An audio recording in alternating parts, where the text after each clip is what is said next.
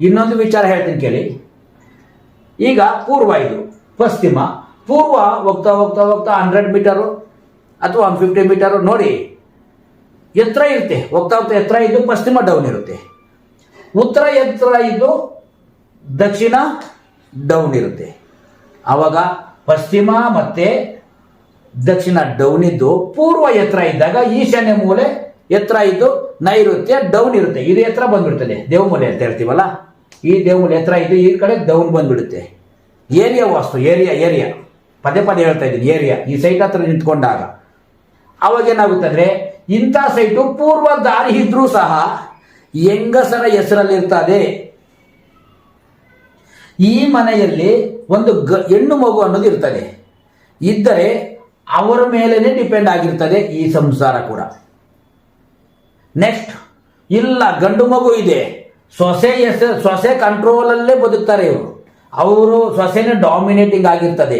ಮತ್ತೆ ಸೊಸೆಗೆ ಅವ್ರ ಅಮ್ಮ ಇರ್ತಾರೆ, ಅಂದ್ರೆ ಈ ಮನೆ ಬೀಗತಿ ಅವ್ರ ಕಂಟ್ರೋಲಲ್ಲಿ ಈ ಮನೆ ಬೆಳಗುತ್ತದೆ. ಈಗ ಗೊತ್ತಾಯ್ತಲ್ಲ ಏರಿಯಾ ವಾಸ್ತು ಎಂಥವ್ರನ್ನ ಆಕರ್ಷಣೆ ಮಾಡುತ್ತೆ ಅಂತ. ನಾವು ತಗೊಳ್ಳುವಾಗ ಸೈಟು ಸೆಲೆಕ್ಷನ್ ಮಾಡ್ತೀವಲ್ವಾ, ಅದು ವೆರಿ ಇಂಪಾರ್ಟೆಂಟ್. ಅದರಲ್ಲೇ ಅರ್ಧ ವಾಸ್ತು ನೀವು ಗೆಲ್ತೀರಾ ಅಂತ ಅರ್ಥ ಆಯ್ತಲ್ಲ. ನೋಡಿ, ನಿಧಾನವಾಗಿ ಹೇಳ್ತಾ ಇದ್ದೀನಿ, ನಿಮ್ಗೆ ಅರ್ಥ ಆಗಲಿ ಅಂತ ತೂಕವಾಗಿ ಹೇಳ್ತಾ ಇದ್ದೀನಿ, ರೈಟ್. ಯಾವತ್ತು ದೇವಮೂಲೆ ಎತ್ತರ ಆಯಿತು, ನಿಮ್ಗೆ ಗಂಡು ಮಗು ಇದ್ರೂ ಆ ವ್ಯಕ್ತಿ ಅಮ್ಮವ್ರ ಗಂಡನಾಗೇ ಬದುಕ್ತಾನೆ, ಸೊಸೆ ಕಂಟ್ರೋಲಲ್ಲೇ ಬದುಕ್ತಾನೆ. ಸುಮಾರು ಮನೆಗಳಲ್ಲಿ ಏನಾಗ್ತಂದ್ರೆ ಅಪ್ಪ ಅಮ್ಮ ನೀವು ಇಲ್ಲೇ ಇರ್ರಿ, ದೂರದಲ್ಲಿರ್ತೀವಿ, ವಾರಕ್ಕೊಮ್ಮೆನೋ ತಿಂಗಳಿಗೊಮ್ಮೆನೋ 15 ದಿನಕ್ಕೊಮ್ಮೆ ಬಂದು ಹೋಗ್ತೀವಿ, ಪಾರ್ಟಿ ಮಾಡ್ಕೊಂಡು ಮನೇಲಿ ಮತ್ತೆ ಹೋಗ್ತೀವಿ. ಇಲ್ಲಿರೋದಕ್ಕೆ ಇಷ್ಟಪಡಲ್ಲ ಗಂಡು ಮಕ್ಕಳಾದ್ರೆ. ಈಗ ಅರ್ಥ ಆಯ್ತಲ್ಲ, ಇಂಥ ಸನ್ನಿವೇಶ ಈ ಏರಿಯಾ ವಾಸ್ತು ಕೊಡುತ್ತೆ.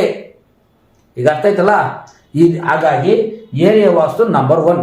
ಬರೀ ಪೂರ್ವಕ್ಕೆ ಹೇಳಿದ್ರೆ ಪಶ್ಚಿಮಕ್ಕೂ ಅದೇನೆ, ರೋಡ್ ಯಾವುದೇ ಇರಲಿ ಏರಿಯಾ ವಾಸ್ತು ತೋರಿಸ್ಬಿಡುತ್ತೆ.